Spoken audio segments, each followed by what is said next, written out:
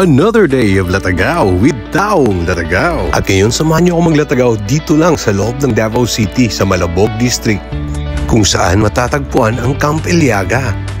Malabog District is located in District 2 of Davao City. Now, if bakasyonista ka lang sa Davao City or taga Davao City ka pero hindi mo alam saan ang Malabog District, well, you could always ask for help sa Google Map. Sa Google Map kasi pag i-type mo isang lugar, lumalabas din. At doon sa Google Map makikita mo kung saan located ang Camp Iliaga.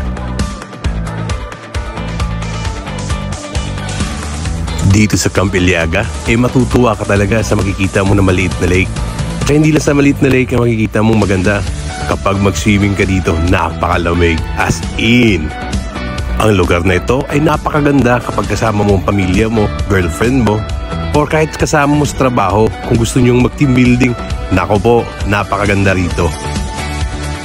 Ang entrance fee pala nila dito kapag day tour lang, isang adult is only 100 pesos. Pag sa mga bata na naman, 6 to 12 years old, only 50 pesos.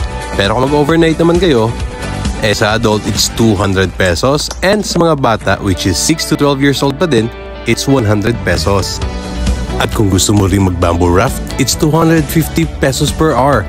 For 5 packs na yan ha. At kung gusto mo mag-rent ng life vest nila, it's 100 pesos. At kung may plan kayo na magdala ng alcoholic drinks, may corkage pala ha, 100 pesos per bottle.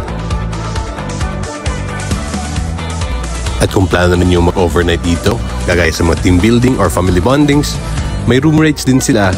Regarding sa treehouse, it's 700 pesos. Sa cubicle, it's 600 pesos. A house number 1 is 1,500 pesos. A house number 2, 1,200 pesos. A house number 3, 1,200 pesos din. Meron din silang cabin, which is 2,000 pesos. At saka yung cabin 2 and 3 nila, it's 4,500 pesos.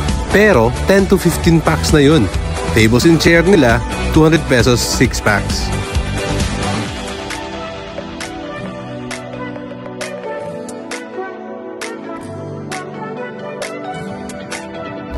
Na kung gusto mo rin mag-rent ng paddleboard, meron din sila. It's only 150 pesos per hour. May salbabida din, merong malaki. Yung malaki 100 pesos. Pero yung maliit, it's only 50 pesos. At kung trip mo rin mangisda, meron din silang pang-rentang gamit para pang pangisda. 100 pesos lang. Full day na yan.